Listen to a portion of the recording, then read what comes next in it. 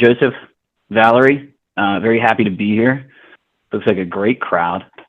Got 60 people here on a Friday morning, which is fantastic. I know I'm overdressed for a Friday, but that's okay, you know.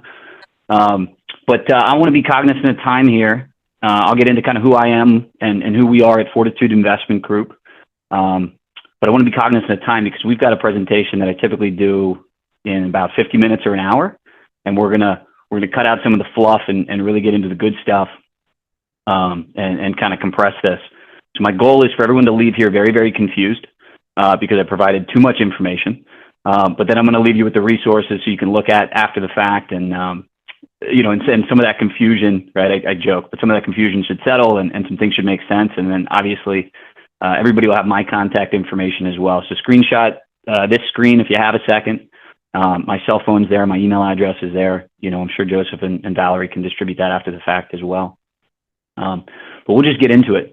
And if folks, if you pay attention to the chat, I've got a colleague here today with us who will be dropping some resources, so I'll make a mention of that kind of as those come in. But Valerie and Joseph have a fun disclosure. The disclosure is always the most fun part of a presentation, and so we've got a fun disclosure as well.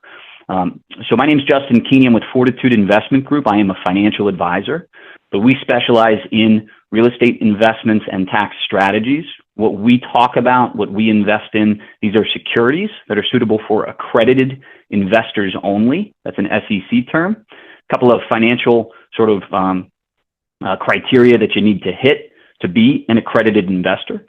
But I want to make the point very clear that while what I offer is a security and you have to be an accredited investor, when we talk about qualified opportunity zones, we're just talking about a piece of the tax code. So anybody can participate in that. People can do qualified opportunity zone investments and developments themselves. If we've got 60, 65 real estate professionals on the line here, I'm sure we've got some folks who have done some QOZ deals, who have worked with some developers that were doing QOZ deals themselves, et cetera. So the last sort of disclosure item that I'll say is that at the end of the day, I'm not an attorney and I'm not a CPA. And I imagine that most of the folks on the line are not either, right? You're probably real estate professionals. So don't get out over your skis, right? Don't offer tax or legal advice, right? You should have a good network. I mean, real estate's a team sport, team activity. So you should have a good network of those professionals in your pocket that you can refer to your clients, you can collaborate with when you're dealing with things that are a little bit outside your wheelhouse. If you don't have good CPAs, good attorneys, who are well-versed in some of these strategies, whether that's 1031 exchange or qualified opportunity zones, please reach out to me. We have a robust network around the country. I'm currently sitting in South Florida. That's where I live and work. But we do deals all over the place. So no matter where you are, we've got a professional for you, happy to make referrals, happy to make connections, just don't want anybody getting themselves into trouble. So we'll talk a little bit today about who we are at Fortitude. I'll keep that brief because, again, we want to get into the good stuff. And then we'll talk about the basics of qualified opportunity zones, kind of where it came from, 2017 Tax Cuts and Jobs Act, where they are, the tax incentives, who can invest, the timelines. Maybe we'll touch on the client profiles and some case studies depending on kind of where time goes.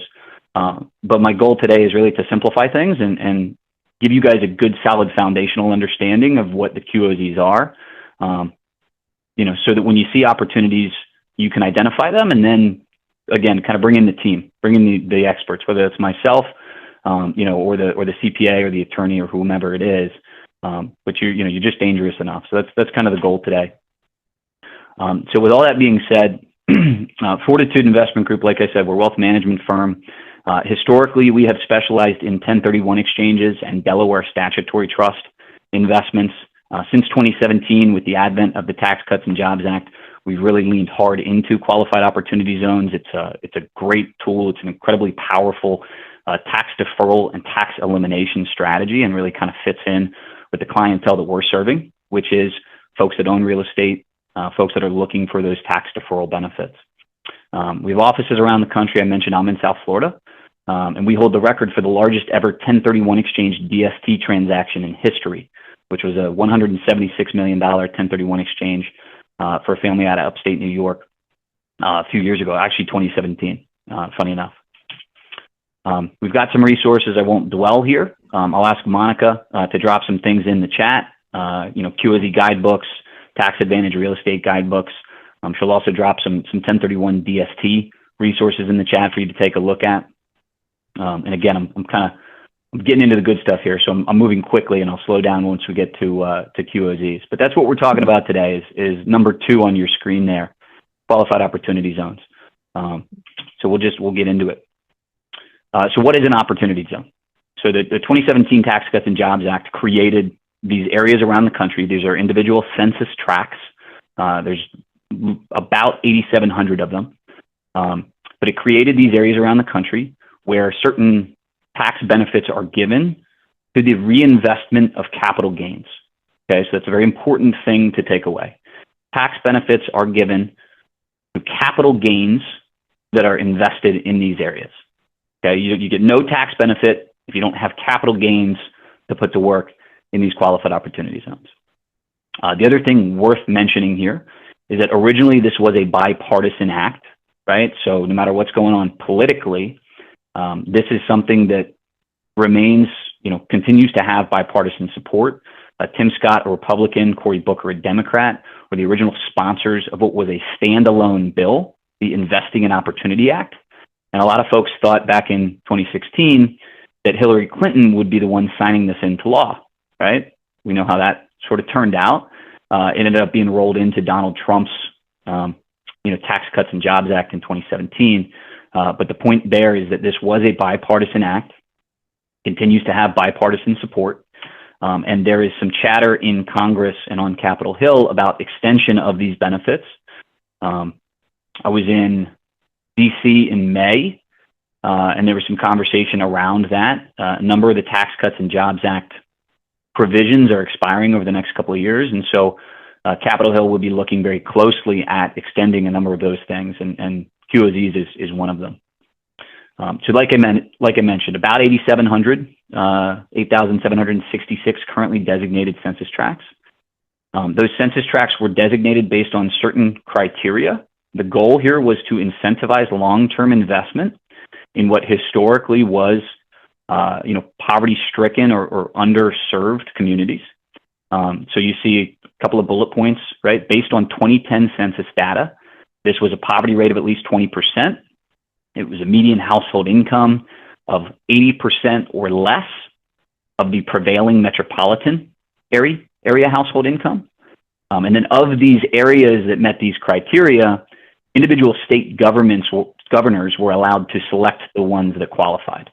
So you were allowed to select 25% of these census tracts and up to 5% of census tracts that might be adjacent, but may not themselves meet this criteria. The designation of qualified opportunity zone remains through 2047, so we've still got runway here for these tax benefits. But all 50 states, all U.S. territories have these areas. And since 2017, when these things came out, more than $30 billion in total equity has been raised in qualified opportunity zone funds around the country. This has been a very successful program. We've seen, these areas gentrify significantly, property values go up, which was kind of the intention, right? Investment in these areas, gentrification of these areas, improvement of quality of life in these areas in exchange for those tax benefits. The last thing I'll touch on here, or maybe emphasize here, is that these tax benefits in these zones were based on 2010 census data. You can Google qualified opportunity zone map if you have questions about an area near you. Hey, is this in a QOZ? But what we've seen since 2010, that was immediately following the Great Recession. Here we are 14 years later, we're still using that data. Areas that were maybe impoverished, city centers, industrial areas, university areas, at least based on income, back in 2010, today, may not look anything like they did then. And so there are situations where you can get tax benefit for investing in an area that you would look at and you'd say, hey, there's no way this meets the poverty requirements, right? Just because, again, we're using 2010 census data. That's an important piece. So that's kind of where, what and how, right? But let's talk about the tax benefit. So currently there are two tax benefits available to the investment of capital gain in qualified opportunity zones. Again, capital gain in these specific areas. So the first is deferral, right? So let's talk about a hypothetical tax liability. Let's say that we have, we sold property, we sold stock, we sold a business, you sold your Beanie Baby collection, it doesn't matter, right? Anything with capital gains associated with it. So you realized a gain, you realized $1 million gain here in tax year 2024, right? Today or yesterday. If you reinvest within 180 days of realizing that gain, you reinvest the gain within 180 days of realizing that gain, you do not pay taxes in tax year 2024, okay? So that capital gain gets deferred to the end of 2026, December 31, 2026. So as of today, here in August, you get, 2 years and 4 months, 2 years and 3 months of deferral, okay? So that tax liability will come due. It will be as though you realized the gain in 2026. So $1 million gain deferred to 2026. All right, let's just use 20%. That's a $200,000 liability. You will owe that for tax year 2026. You'll pay it April 15 of 2027, right? That's the way that deferral works. Now, what is that extra time worth to you, right? That's really the benefit of that particular piece. What can you do between now and then to harvest losses, to do some tax planning, to put some money to work, to maybe grow that money over the next 2 years, so when that tax liability does come due, when you do pay it in April, April 15 of 2027, you've taken advantage of that deferral. You've taken advantage of what essentially is an interest-free loan from the U.S. government, right? It's an interest-free loan from the IRS. Okay, they say, hey, you're going to owe us this, but not for a couple of years. So that's the first benefit. The second benefit is where in my opinion, the real meat of this, the real power in this comes about. And so that's the elimination. So the first one was a deferral, and we use that term because it means, hey, eventually it's going to come back at you. But the second benefit here is elimination, which means it's gone, it's dead, it's kaput, not coming back to bite you, not coming back to haunt you, okay? So using that same example, $1 million capital gain realized here in 2024, within 180 days, we reinvest it in one of these qualified opportunity zone funds. We hold that investment for a minimum 10 years, right? So we invest in 2024. Now here we are 10 years later, it's 2034, 2035. That $1 million has grown, right? We invested in a development project. It was apartments or student housing or hotels in one of these funds. And so we doubled or we tripled our money over a 10-year hold period, okay? $1 million turns into $2 or $3 million, okay? When that profit is realized in 2034, there is zero tax liability. There are no capital gains. There is no depreciation recapture. So that is true tax-free growth. So I use this metaphor, this analogy, not everybody, doesn't resonate with everybody. But the elimination is like a Roth IRA, okay? True tax-free growth. When you pull the money out of the QOZ at the end of, so long as you met the 10-year hold period, you don't pay recapture, you don't pay capital gains. So that is enormous, right? So those are the two benefits. And I'm going to check the chat here just briefly to make sure that there aren't any questions on that specifically. Noel asked about a construction 1031 exchange. And Noel, yeah, there is a construction 1031 exchange. You can reach out to me afterward about that. But any questions on this? I feel like some of our brains are still reeling a little bit. Yeah. You don't pay anything on anything, not even the money earned. When you pull out, like in an annuity, you pull out your money, you don't pay taxes on the money you put in, but you pay taxes on the money you earned. Not here? Not here. That's correct. This is true tax-free growth. Seems illegal. It sounds too good to be true, right? But For sure. the point is that you have to hold it for 10 years, right? And that's the thing that tricks Some of the some annuities people too, up. though. They hold your money for 10 years. Yeah, the new annuities are going to be guaranteed though, so there's very little risk relatively. These are development projects, so I'd say the profile of folks that are investing in annuities versus development projects is going to be pretty much opposite ends of the spectrum. But you're right; it's a good point. Also, the 1 million that you had, which was the capital gains you did not pay tax on, is what went into the QOZ. So basically, That's you correct. eliminate the tax on the original. So it's kind of not like Roth, because in a Roth, it's taxed income that went in. Sure. Okay. So in this case, good point. Yes, and in this case, so you will pay tax on the original liability. In my $1 million example, right? While you're not paying $200,000 in tax this year, which is 2024, you are going to pay tax on that for tax year 2026, right? So you will pay that tax. It is deferred 2 years. Oh, okay. Right? It is deferred 2 years, so it's not it's not truly a Roth IRA in that sense. So when we talk about these benefits, and this is why I stopped, and I'm glad that folks can engage. When we talk about this is the part that really confuses people, because what you're dealing with is two separate tax liabilities. So there's the tax on what we realized here in 2024, and that gets deferred 2 years. Okay. Now, separately from that, we invested $1 million into a project that's going to grow for 10 years. And so in 2034, we're talking about a separate tax liability that is eliminated. Okay. So basically, in the elimination benefit, you still pay tax on the original 1 million, but in a deferred manner, Correct. like in 2 years, and then the growth is tax-free. Okay, got it. So if I invested my $1 million in your example, I don't have the money to pay the taxes in 2026. I have to find that money from elsewhere because I deferred and I put it all into this QOZ deal. Is that correct? That is a phenomenal point, Steve. That is an astute observation, and you're absolutely correct. So I will point out a couple of things. And actually, the next slide addresses some of this as well. We're only investing gain. So hypothetically, I said, hey, we got $1 million gain, and we're investing that. Let's say that $1 million gain was realized through the sale of real estate.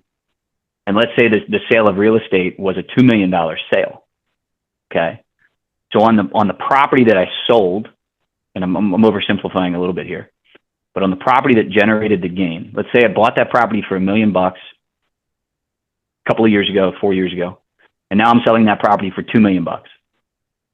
So I'm only investing the gain, right? So $2 million sale, I've got $2 million coming back to me. So I'm able to $1 million retain my in gain. principal.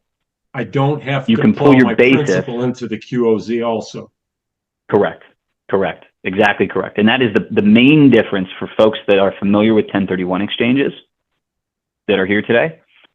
With a 1031 exchange, you have to reinvest all of the money generated by the sale to get the tax benefit. In a QOZ investment, you only invest the gain, which means whatever your basis or your principal is, you can pull out and put in your pocket to do whatever you want with. And so when we talk to clients about QOZs, that is something very much that comes up. Hey, what are we going to do 2 years from now, 2.5 years from now, when we have to pay that tax liability? Do you have other assets? Right? Do you have other assets you can put to work in the interim? Right? Can you make some money on your money right now, such that when the tax liability does come due, April 15 of 2027, you essentially were making money over here, and you can use that money to pay the tax? So just to restate, because that's a phenomenal point that you brought up there. So I bought a property for $1 million a few years back. Now I'm selling it for $2 million. Simple math. I've got $1 million in gain. All I have to do to defer the taxes on the gain is only put the gain into the QOZ. I can put the $1 million that I originally invested back in my pocket. Correct. So we use this as and I've got a couple of case studies, but we use this as a 1031 exchange alternative. If you were selling property and your basis is high, so, in this case, I used, $2 million sale and $1 million, $1 million gain. But we did an investment like this for someone recently who sold property where it was a $5 million sale and he had a $500,000 gain. To do a 1031 exchange with that, he would sell his property for $5 million and have to go buy property for $5 million. In the QOZ, he sold property for $5 million. He only invested the $500,000 gain, and he still got the full tax deferral. Now, the tax deferral is not exactly the same, right? But it was a way to create liquidity for him where you only invest the gain. And because his basis was so high, his principal was so high, that was much more attractive to him. That is attractive. Thank you. Sure. So you mentioned, and Steve is fantastic. Thank you. I could have paid you for that. That was a phenomenal segue kind of into my next point here. And this is the timeline that we're dealing with. So these are 10-year investments, right? This is based on an investment in 2024. For various reasons, real estate QOZs tend to be either ground up development, greenfield development, or redevelopment. There are some rules you have to kind of meet to get the QOZ tax benefit. You can't just buy something, slap a coat of paint on it, and get the benefit. You have to typically develop. So that's usually what we see. What that means, and so just kind of to speak to the chart on the screen initially, kind of high level. Let's see if I can use a little pool here.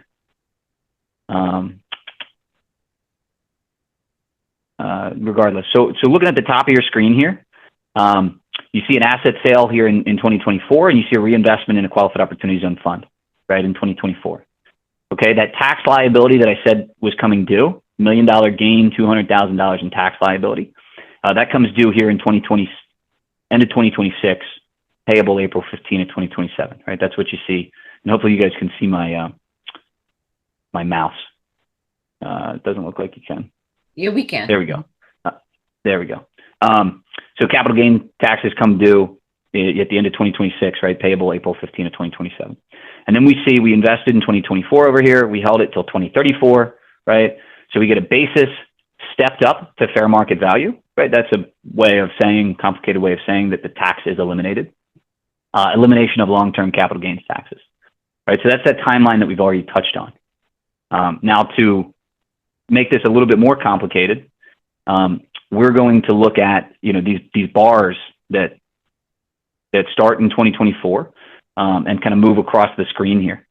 So phase one of a development project is pre-development, development, leasing, right? So initially, these projects typically are not going to cash flow to investors, okay, because we're building something. It's greenfield development.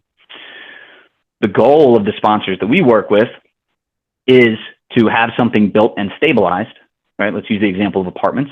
Okay, we've got a development project. We're going to get that up. It's 200 units. We're going to get that occupied, 80-90% occupied by 2027, such that we can switch from construction financing to permanent financing. And we have created enough value to do a cash out refinance, right? And we can do a cash out refinance at the end of 2026 or in early 2027. And we can realize some of the value that we have created in the development and hand that out to investors. Then Steve's concern is addressed, because it means that I invested in a development project. The development was built and stabilized. We refied it. We pulled tax-free money out, and that money can then be used to pay the taxes. So that is one of the strategies that we see developers and sponsors use to address that concern. From there, you typically have a, cash flowing asset, an operating portfolio, whatever it is, right? You have tenants paying rents. Hopefully the investment is such that it's generating cash flow to investors. And then post 2034, I'm sorry, you've got this, you've realized this 10-year hold, and now we begin to look at liquidation, right? We begin to look at selling an asset and realizing a gain. So we are here at a little past 11:30. So I want to touch on a couple more things. This is really kind of the basic stuff, even though it is complicated, I know. So let's see, how do I erase these guys? Confusing myself, regardless. Any U.S. taxpayer can invest and realize these gains. Capital gains of any kind can be invested, right? So individuals, entities, trusts, partnerships, doesn't matter. Again, I've touched on this. Has to be capital gain dollars to get the benefit. Not normal dollars, but can be capital gains of any kind. Short-term gain, long-term gain, depreciation recapture, security sales, etc. So we've touched on that a couple of times. There's an interesting nuance around qualified opportunity zones for entities, and I'll mention this because it is worth mentioning here. Capital gains realized in 2023, I'll take a step back. Typically for investors, you have 180 days from realizing the capital gain to reinvesting in a QOZ to get the tax benefit, right? For entities, it's a little bit different.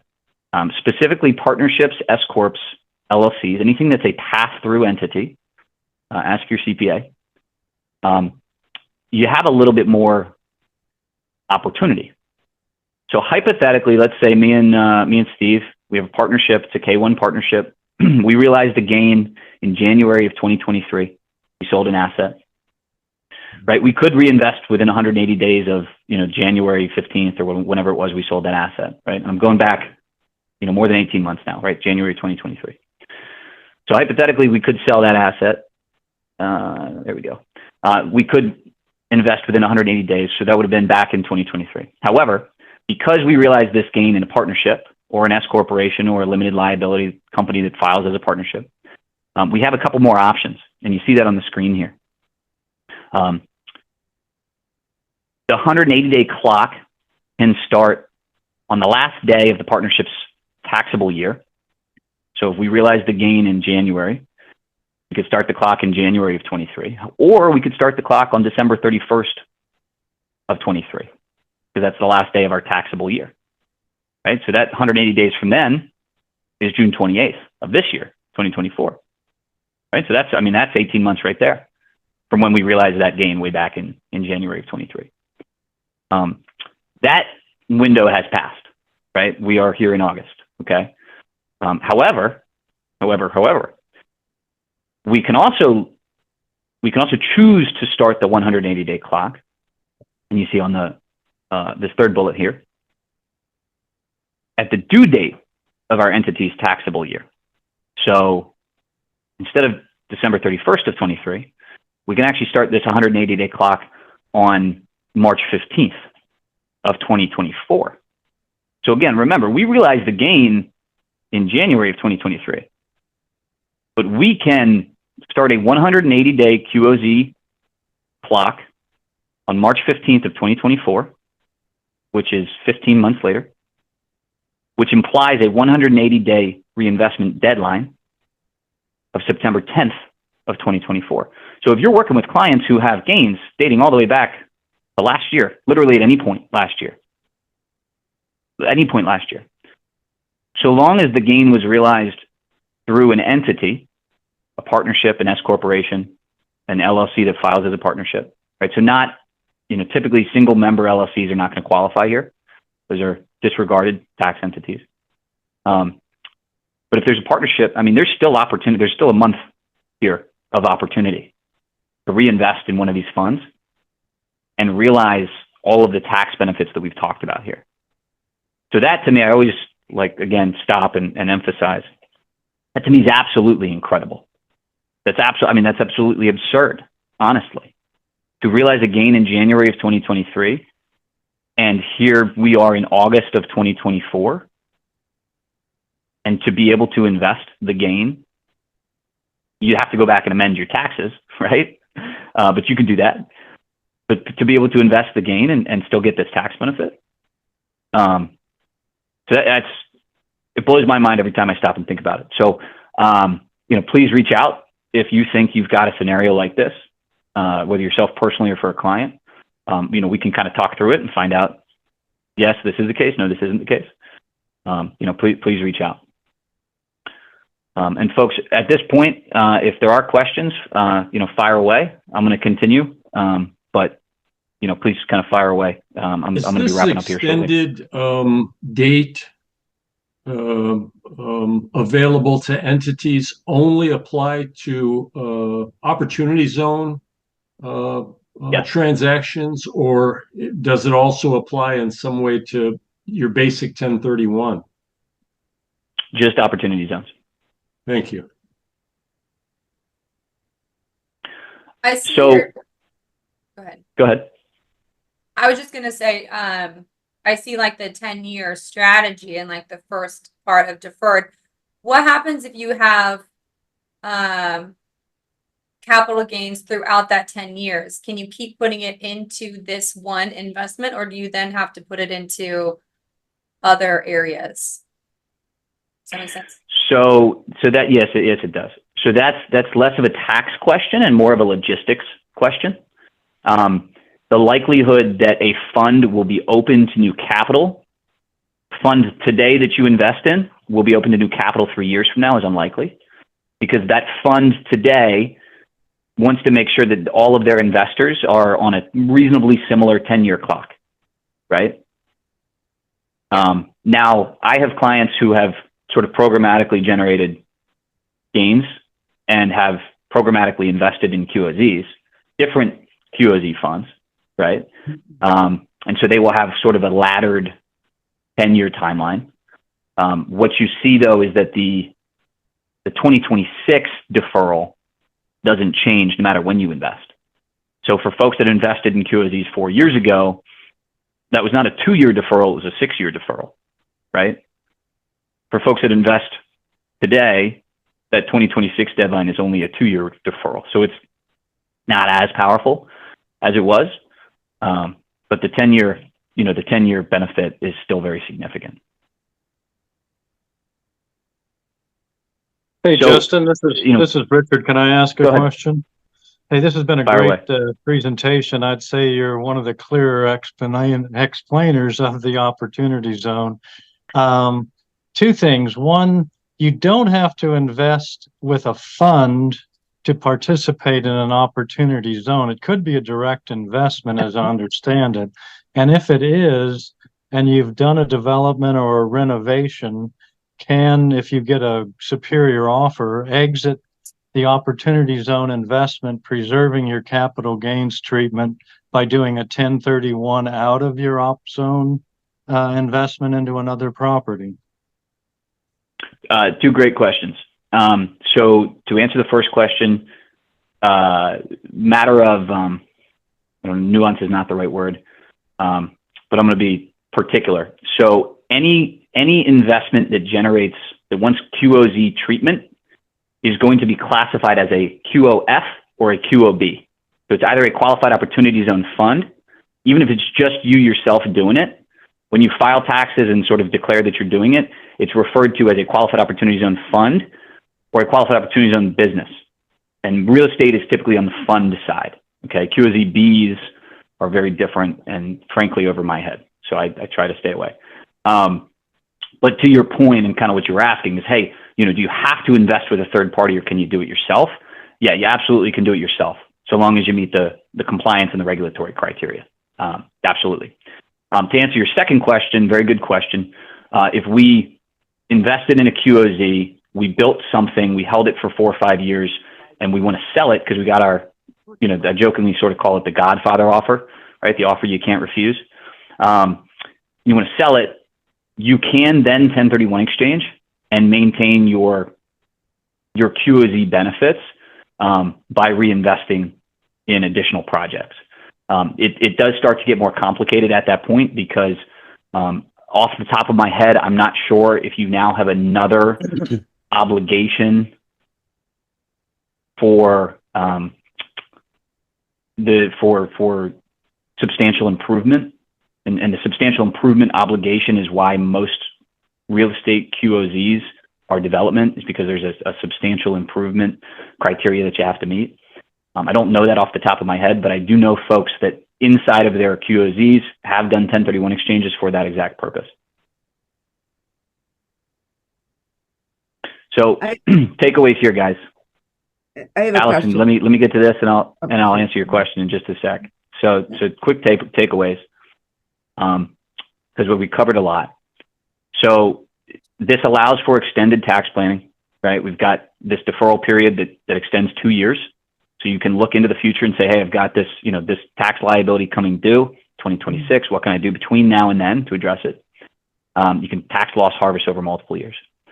You can invest a portion of the gain, right? Not the whole gain. And sort of ladder your tax liability over several years, right? So again, tax planning opportunity. You've got this retroactive tax planning opportunity, right? Again, if you realized the gain last year through an entity, like I just touched on the last slide, partnerships, S corps, LLCs, you still have a month here to reinvest and get some benefit. And then the interesting piece here too is that you can actually retain the benefit of realized losses. So if you have gains this year and also losses this year, and you don't want to use the losses against the gains, you could invest the gain in a qualified opportunity zone and retain the losses for future years. So again, it provides a lot of creativity around, sort of tax planning here. So Allison, fire away. Sure. Yeah. No, just a simple question. Do the towns automatically get designated as an opportunity zone because of the poverty rate, or does the municipality have to apply to be included in an opportunity zone? Yeah. So governors, so back in 2017 when this legislation first came out, governors selected qualifying tracts. So they selected census tracts that met the requirements. Mm-hmm. And so they chose in their state up to 25% of the total tracts that qualified could be considered QOZs, as well as 5% of adjacent tracts. And so this was all already established way back when. There's conversation about extending these benefits. And in that conversation, rightfully so, some legislators want to sunset the benefit for certain areas that are clearly no longer poverty stricken, and sort of introduce some new ones. But as it stands currently, governors back in 2017 selected the specific census tracts for which it would apply. Thank you. Lamar looks like he's got a question. Yeah, Justin, thanks for the great information you're sharing. Now, a couple questions. First, do you do IRA, anything with a Roth IRA? We do. So we have some private private real estate investment syndications that folks can invest in through their IRAs. That would not be a qualified opportunity zone investment because again, in an IRA you don't have realized gains. Now, when you pull money out of an IRA, it's also tax free, right? But if you were looking for just real estate investment through an IRA, we have some options, number of options with some very quality companies that we work with, development projects, growth and income funds, a variety of different things. Would you be available after this call or whenever you have time, say sometime next week, to go over? I have some syndications which I'm working with, but of course, if I can tap into the Roth IRA and use those funds, because it was brought to my attention last week, if you use your Roth IRA funds to invest and then sell those properties with gains, you don't have to worry about 1031 exchange. You can put everything back into your pot. Now, of course, there's more legalities to it, but I just wanted to take a deep dive since there's another avenue of 1031 exchange. There's an option there. Yeah, no, great point. Monica, if Monica's still with us, if you could send Lamar my email address. Lamar, if you could drop that in the chat. I've got it here. There we I go. was going to, yeah, Justin, as we finish up here, I was going to have you kind of touch with everyone of not only, right, the way to contact you or your team, but kind of there are specifications, right, for this particular type of investing tax strategy, et cetera, that you're providing that an investor or, you know, a broker who has a client would be interested in. So maybe the preferred person to reach out to you, whether that's an amount, right? You have to have so much to invest, or you talked about not necessarily a member LLC, like maybe some type of structure that's preferred. And you know, so anyone can reach out to you. Yeah, I mean, I'll keep it really simple because I don't want people to get in their own way. Capital gains, full stop. Call me, right? You know, you or a client has capital gains and realize those capital gains anytime since January of 2023. You know, I know we talked about, hey, there are, you know, certain people don't qualify for that, but just call and ask. So if you realize capital gains, you know, dating all the way back to 2023, I guess I'll throw out the caveat that, you know, like for us, you know, typically minimum investments are 50 or 100,000, depending on what you're looking at, you know, so maybe don't call me about a $3,000 capital gain tax. But I feel like you probably wouldn't anyway, because it just seems like more effort than it's worth. So I guess I'll offer that caveat, but for the most part, capital gains, give me a call. Just in a quick question, capital gains that are taxable, right? Because a Roth IRA gains are not taxable. So, yeah, okay, thank you. Fantastic. I know we had there was random questions that kind of came through. I feel like you touched on most of them.